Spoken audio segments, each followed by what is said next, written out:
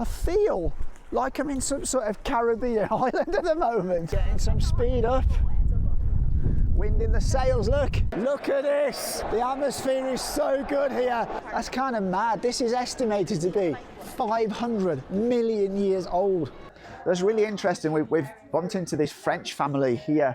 I really like these kind of markets because there's such a variety of stuff at them. You have just massive amounts of different foods. Yeah, that's the engine that's pulling us, look.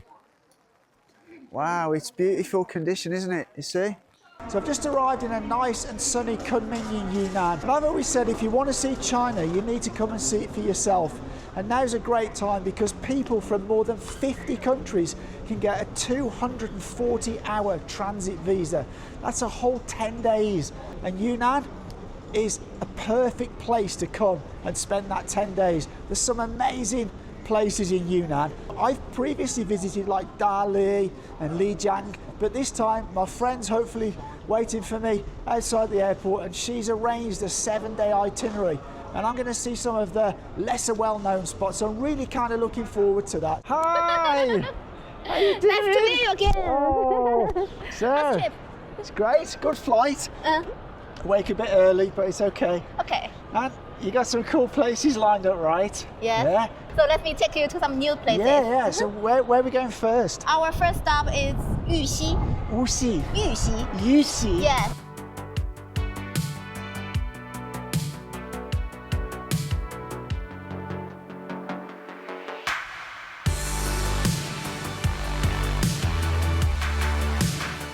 So we're at Fuxian Lake here in Yunnan, and this place is amazing. Just look at this.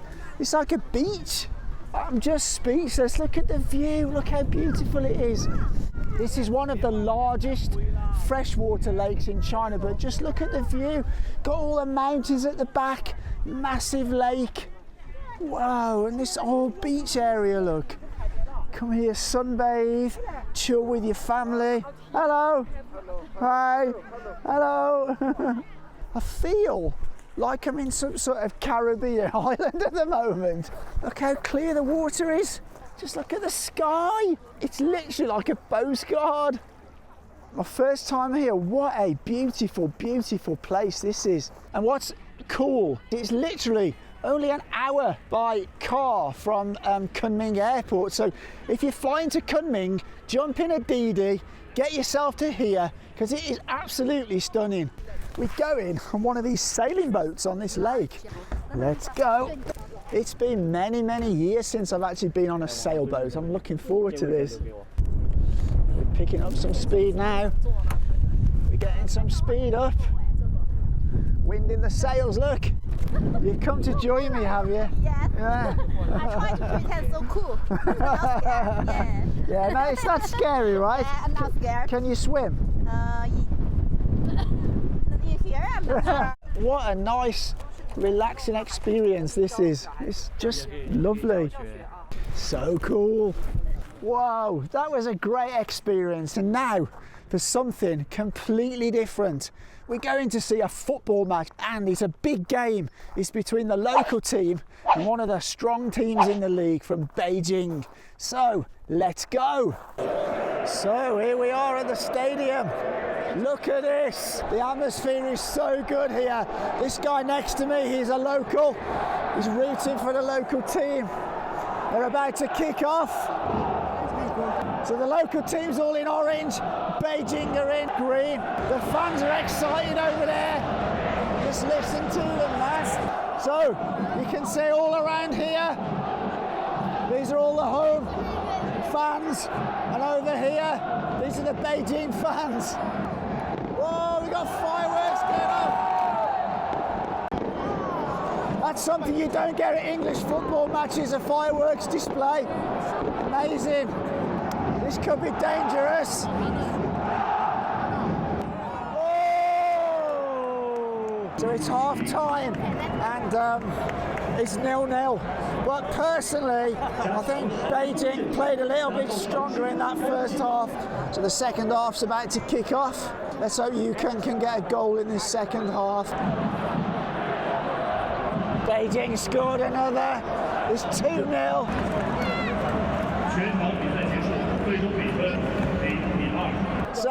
that's the end. 2-0 to Beijing. Beijing played really well, and I think they were just too strong for their home team, which is sad, but that's the way it goes in football. I thoroughly enjoyed that. That was really, really good. My first football match in China. The crowd is so well behaved, even though the local team lost. There's no trouble. There's nobody fighting. Everybody cheered all the players. Everybody's making their way home now. So first stop, Fossil Museum. Oh, that's a big exhibit. That's cool, isn't it? That's kind of mad. This is estimated to be 500 million years old. You just can't get that kind of number into your head. This map here is all the World Heritage Sites in China. There's now 59 across the whole of China. In Yunnan, there's 6. A big database. Oh, they're amazing, aren't they? They're so detailed. This is the insect that most of the fossils are from. Look, this museum has more than 6,000 fossils. So this fossil here is the very first known vertebrate fossil. It basically signifies the start of the very first vertebrae, which ultimately evolution into humans. So we've took a 2-hour car journey from Yushui, and we're now in Jianshui. Hello. Oh, really? That's really interesting. We've bumped into this French family here, and I was just talking, and they arrived here last night, and they came from Laos on the train, and he's just telling me that even when he first arrived, he finds it quite easy to get around and travel, very right? True. Yeah. People are very kind with us. With people, with children, it's very easy. Yeah. And food is incredible. We love it. Yeah, it's gonna be such an amazing experience for your kids. Yeah. But like you say, my experience in all the time I've been here is the Chinese people are just so friendly. They will always help you. Yes, always. You know, it's really, really good. So this here is a well. It's a natural water well, and as you can see, many locals still come to get the water from this well. And actually, this is what makes the tofu that they make here so special. They use this water from the well. Oh, it's a big well. And you can see people hauling the water up with their buckets, look, and all filling their drinking bottles. Can you tell me how long this has been here? 600多年，600。 Whoa, 600 years. This tofu making has been passed down generations for over 200 years, and they still make it the same authentic way today. It's pretty amazing, right? Let's go have a look. You can see it's a very popular place for people to come and eat the tofu that's made here. You can see they're busy in the kitchen. How is it, Ada? It's very smooth. It's very smooth. Yes. Okay. And he told us because the 舌尖上的中国, do you know that documentary? Ah, so it was featured in the documentary. Yeah. Ah, okay, cool. We've come to what's their old town, but unlike a lot of old towns, people actually still live here. It's not just a tourist area, it's actually kind of a living museum, really. So first stop is a Confucius temple. It's kind of like an old style academy, and it was where like government officials were sort of educated, but it was only available for the smartest people. You have to have a diploma to come here. It's really quite beautiful how it's preserved and kept. It's lovely. These doors behind me, they're the original doors, and these are 200 years old. And the detail of the carving is just amazing. So just now we were in the area of the Confucius temple where the people would have studied. And then once they studied, they would come into this other area here and actually take their exam. And this behind me was the board where you would know if you've passed the exam and what grade you've got. Really interesting, huh? But this was a family home, a very, very rich back in the Qing dynasty. It actually took 30 years to construct the whole estate. When it was complete, more than 200 people would have lived here. That includes the family members and also members of the household. So they would have had servants and people working for them. So all these characters here, these are the rules for the family that used to live here. Apparently, if children were naughty, they had to come and stand here and face and read the rules.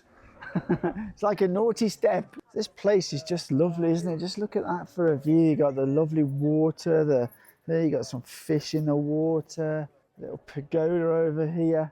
Beautiful and relaxing. I could just sit here and just watch the world go by. Right, so it's dinner time and we've come to this street and it's like a famous night market. It's actually called Jianshui Purple Pottery Market. There's all sorts of stuff here. So there's a couple of things I'm looking out for. One I know they do here, which is fried potatoes, because I really like those. And secondly, if I can find some Yangro Chuan, that'd be great as well. So let's go and check it out, have a look around.